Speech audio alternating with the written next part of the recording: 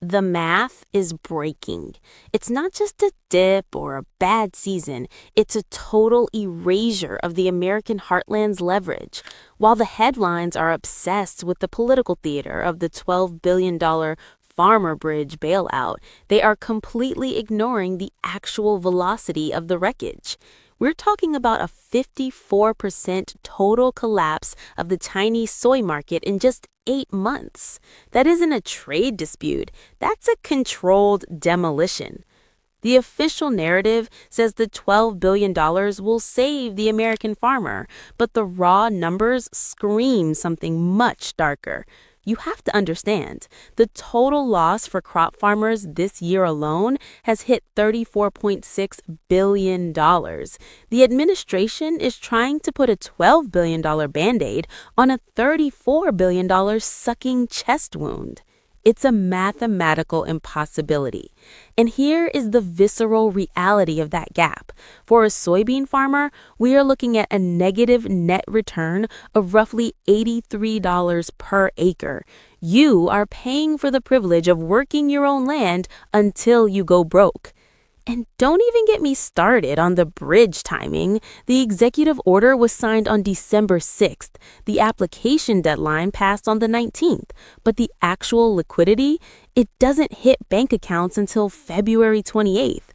That is a 60-day death valley for family operations that are already redlining their credit.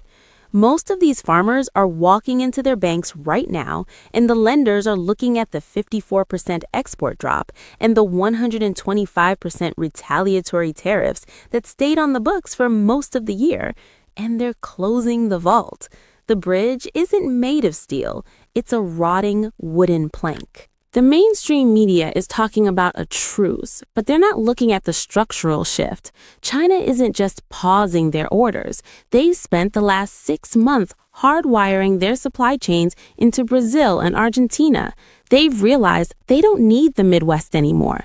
They've built a new world where the American farmer is an optional luxury they've decided they can no longer afford. This $12 billion is supposed to hold things together until the One Big Beautiful Bill Act kicks in next October, but there's a hidden mechanism in that timeline that is designed to filter out the small family operations before the real money ever arrives.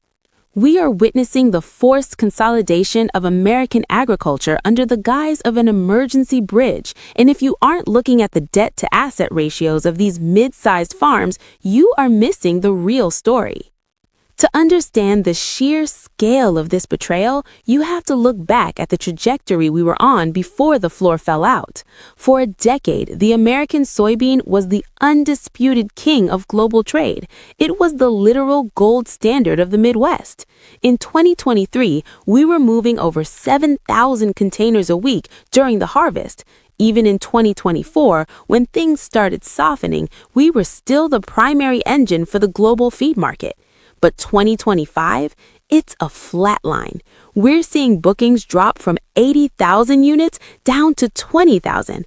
That's not a market correction, that's an eviction notice. Now, the mainstream skeptics and the talking heads at the USDA like to argue that this is just temporary friction. They tell you the markets will diversify, that we'll just sell our soy to Thailand or Morocco or the Middle East. It's a fantasy. It's a mathematical lie designed to keep the rural vote from revolting before the next cycle. You cannot replace a 54% collapse in your primary customer with a handful of emerging markets that combined don't even equal a single province in China. Diversification is a 5-year strategy. Bankruptcy is a 30-day reality. And let's identify the villain here, because it isn't just bad luck. It's a two-front geopolitical pincer movement that the administration essentially invited. First, you have Beijing. They didn't just stop buying American soy because of the tariffs. They used our 145% duties as the perfect excuse to finalize a decade-long plan to decouple from the U.S. heartland. While we were signing executive orders on December 6th, China was hardwiring long-term contracts with Brazil and Argentina. Brazil is on track to set record exports, and Argentina literally suspended their own export taxes just to swoop in and steal what's left of our market share. We didn't just lose a customer, we handed our competitors the keys to the kingdom. Then there's the India situation, which is even more infuriating because it was so avoidable. The 50% tariffs Trump slapped on New Delhi in August, all because they wouldn't stop buying Russian oil, was the final nail. India responded by targeting the exact goods that the $15 billion bailout is supposed to protect: dairy, fruits, and specialized grains. We're essentially in a trade war with the two most populous nations on Earth simultaneously, and the villain isn't just a foreign leader, it's the systemic arrogance that thought we could weaponize the food supply without the weapon blowing up in our hands. When you look at the real-world translation of this data, it's not just a red line on a Bloomberg terminal. It's the total destruction of the collateral value of the land. When a farmer goes to a lender in January 2026, the banker isn't looking at the $12 billion bridge. They're looking at the fact that the wheat market to China has dropped to zero. They're looking at corn exports that have plunged 99%. In that environment, your land isn't an asset anymore. It's a liability. The false hope being peddled right now is this idea that the One Big Beautiful Bill Act, OBBBA, in October 2026 will fix everything with higher reference prices. But think about the math. If you're a mid-sized farmer in Illinois or Iowa and you're bleeding $83 to $150 per acre right now, how do you survive the next 10 months to reach that safety net? You don't. You sell to the massive corporate ag conglomerates who have the cash reserves to wait out the storm. This isn't a bailout for the farmer, it's a liquidation sale for the giants. Think of this whole situation like a rigged casino where the house just changed the rules mid-hand, and the $12 billion bridge is a handful of free chips they tossed you just to keep you from walking away from the table while they vacuum out your pockets. To really grasp the mechanics here, you have to look at the rigged casino of global trade. For decades, the American farmer was the high roller. You walked in, you had the best product, the cleanest soy, the highest yield corn, and everyone wanted a seat at your table.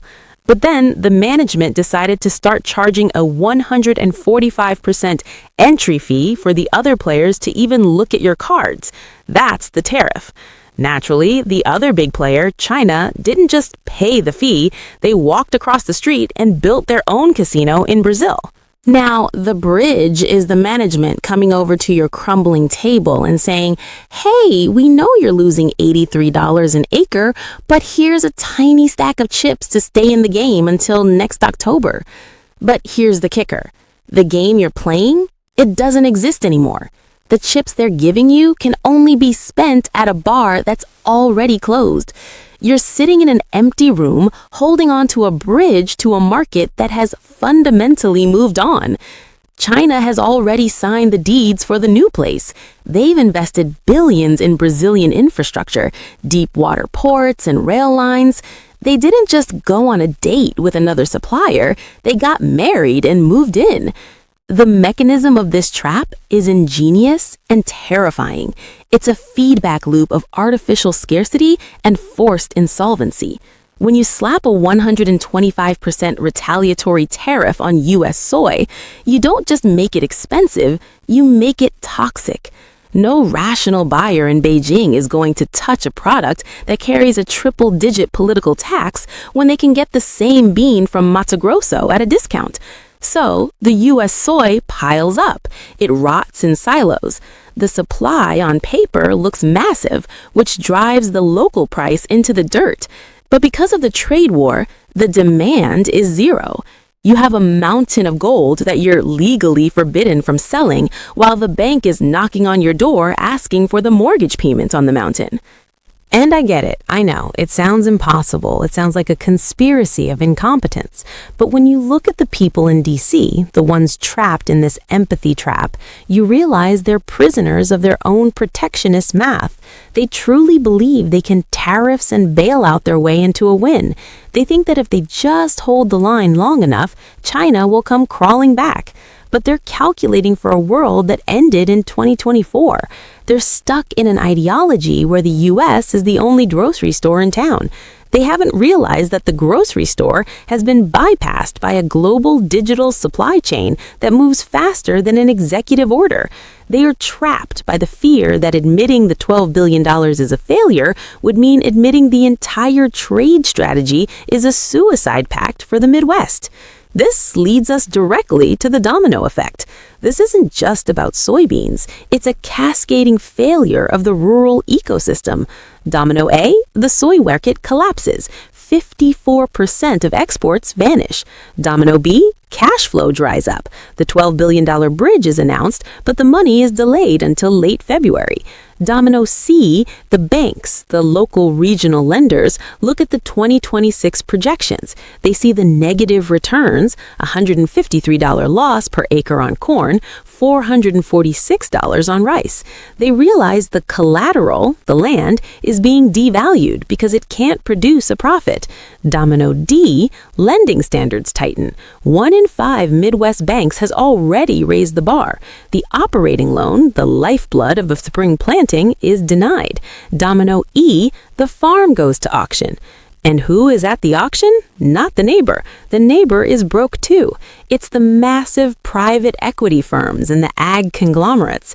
They have the dry powder to buy the land at 60 cents on the dollar, sit on it for 5 years, and wait for the OBBBA subsidies to turn it into a corporate profit machine. The bridge isn't meant to save the farmer.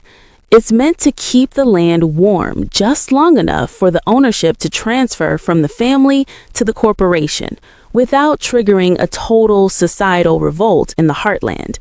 It is a slow-motion liquidation of the American middle class disguised as a rescue mission. You're watching the death of the independent producer in real time, and the $12 billion is just the funeral music.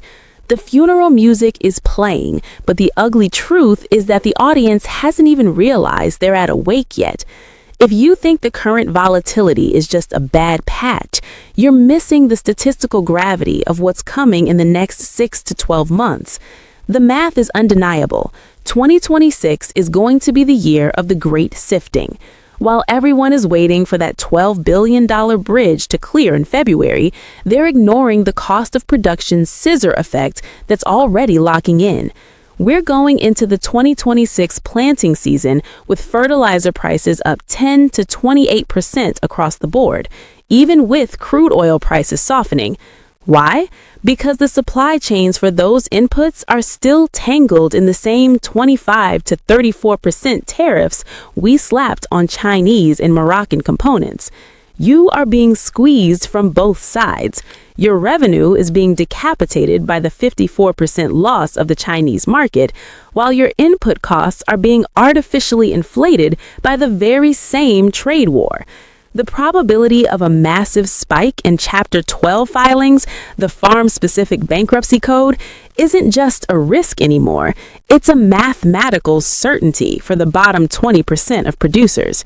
We're seeing a shift from short-term operating loans to long-term debt against the land.